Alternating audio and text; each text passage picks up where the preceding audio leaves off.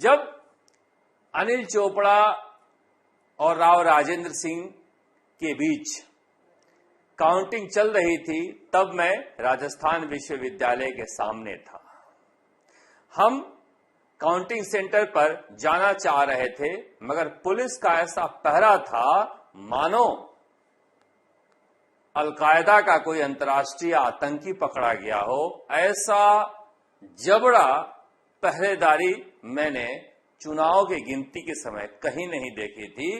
पास हम दिखाते रहे, चुनाव आयोग के द्वारा जारी किया गया, मगर कहा गया पास मान्य नहीं है। पहली बार मैं सुन रहा था। मगर राव राजेंद्र सिंह क्या वाकई में अपनी हार मानकर वहां से चले गए थे और उन्हें वापस बुलाया गया, जैसा कि लोग कहते हैं? अब इस बारे में राव राजेंद्र सिंह को राजस्थान हाई कोर्ट ने बुलाया, मगर वो हाजिर नहीं हो रहे हैं और निर्वाचन आयोग अपना वकील भी नहीं खड़ा कर रहा है। उस समय तमाम नेता बात कर रहे थे, मगर प्रशासन कुछ सुनने के लिए तैयार नहीं था। मामला ये कोर्ट में चल रहा है, जिसमें कहा गया कि इतनी बड़ी संख्या में बैलेट पेपर के वोट को रद्द किया गया है, अगर उसकी काउंटिंग हो जाए तो अनिल चोपड़ा फिर से सांसद बन जाएंगे। वोट चोरी के मुद्दे पर यहां पर आपको देख रहे होंगे सचिन पायलट के साथ अनिल चोपड़ा और मनीष यादव सड़कों पर निकले थे जयपुर के, और अनिल चोपड़ा के ये सीट हर जगह चर्चा में बनी हुई है। मगर सवाल उठता है कि निर्वाचन आयोग अपना पक्ष रखने के लिए कोर्ट में क्यों नहीं जा रहा है? राव राजेंद्र सिंह अपना पक्ष रखने के लिए कोर्ट में क्यों नहीं जा रहे हैं? क्या ये बात सही है कि कोर्ट ने कहा है कि नोटिस उनके घर के बाहर चस्पा कर दिया जाए? अगर ऐसा है तो ये बेहद दुर्भाग्यपूर्ण है।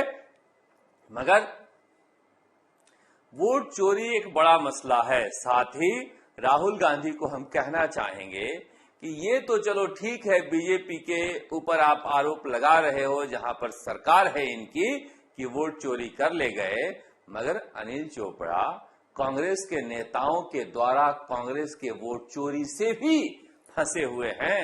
अगर कांग्रेस के तमाम बड़े नेताओं ने जयपुर ग्रामीण सीट पर कांग्रेस का ही वोट चोरी नहीं किया होता तो फिर ये स्थिति नहीं बनती। कोटा लोकसभा सीट पर कांग्रेस के तमाम नेताओं ने ही अगर चोरी नहीं की होती तो शायद प्रहलाद गुंजल जीत भी जाते। इसलिए वोट चोरी आप इधर का ध्यान दे रहे हो, जरा उधर का भी ध्यान दिया करो। अपने घर में क्या चल रहा है? घर में बड़े चोर बैठे हैं। कांग्रेस की हार की एक बड़ी वजह यह भी है, पर क्या कुछ ऐसा है इस मामले में जो निर्वाचन आयोग छुपाना चाह रहा है, जिसकी वजह से कोर्ट में अपनी दलीलें नहीं रख रहा है? पता नहीं। मगर मैं फिर कहूंगा कि अशोक गहलोत ने क्या सोचकर उस समय चुनाव के समय बीजेपी के करीबी अधिकारियों को लगा रखा था, पता नहीं।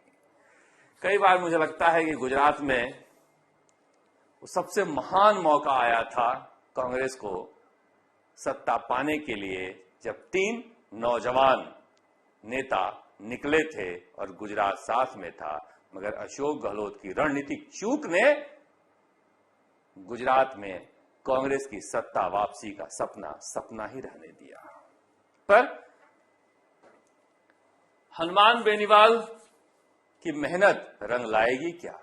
सब इंस्पेक्टर भर्ती परीक्षा में लंबी सुनवाई जो है आज पूरी हो गई और जज साहब ने फैसला सुरक्षित रख लिया है।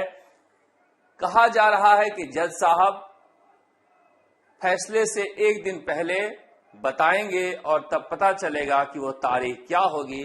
बहुत सारे जो लोग हैं वो पूछ रहे हैं फोन करके कि सूत्र आपके क्या कह रहे हैं, क्या फैसला आएगा। हम कैसे कह सकते हैं क्या फैसला आएगा, मगर हम कह सकते हैं कि जो दलीलें दी गई है उसके आधार पर यह परीक्षा रद्द होगी, ऐसा यकीन है। क्योंकि जो दलीलें दी जा रही थी उन दलीलों में उतना सारा दम नहीं था। हालांकि आज जो परीक्षार्थी पास हुए हैं वो कह रहे थे कि इसमें हमारा क्या दोष। वाकई उनका ये तर्क सही है कि अगर जिन्होंने मेहनत करके पढ़ाई की है उनका क्या दोष। ये तो संस्थाएं मरी हुई थी जिसकी वजह से पूरा सिस्टम मर गया है। 15-20 साल में मरा ही सिस्टम रहा है। हम तो इसी बहाने चाह रहे हैं कि सफाई हो जाए, पर ऐसा माना जा रहा है कि ये परीक्षा रद्द होगी।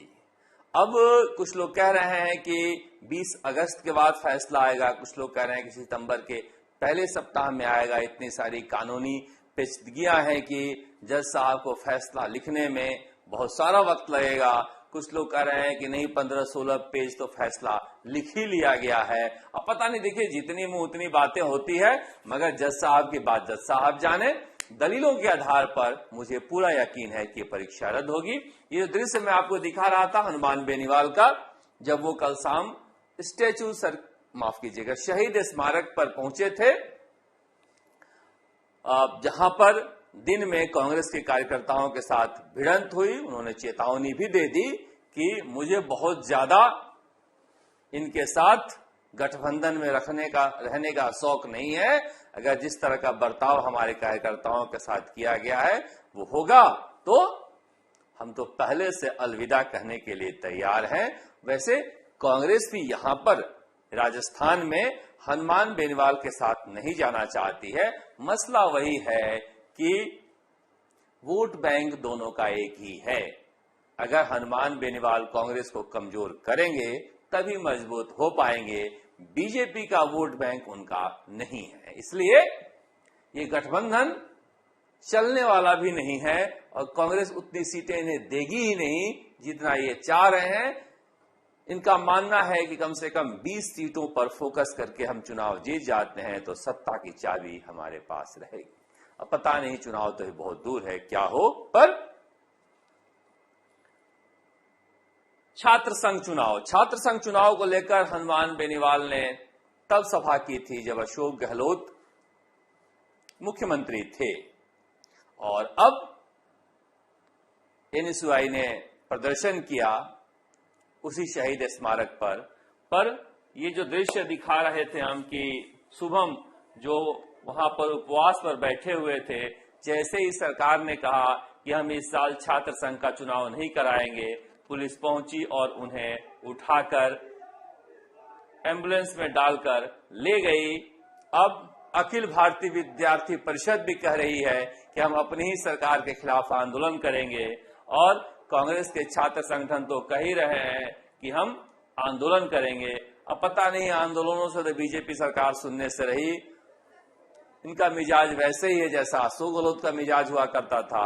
अब मैं जैसे ही ये तस्वीर सामने आई, अशोक गहलोत ने इस तस्वीर को ट्वीट किया एक्स पर और लिखा कि लोकतंत्र में नेता छात्र संघ चुनाव से ही चुने जाते हैं, और ऐसे में हाईकोर्ट में राजस्थान की भाजपा सरकार द्वारा छात्र संघ चुनाव न करवाने की बात कहने से अब यह स्पष्ट है कि भाजपा चाहती नहीं कि नई पीढ़ी राजनीतिक रूप से जागृत हो एवं नया नेतृत्व तैयार हो।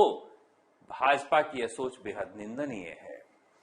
नया नेतृत्व तैयार हो और छात्र संघ चुनाव हो, ये बीजेपी नहीं चाहती है। मगर इसका जवाब देते हैं लोकेश शर्मा, जो उनके बेहद करीबी रहे। इनसे बेहतर शायद ही कोई उनको जानता होगा।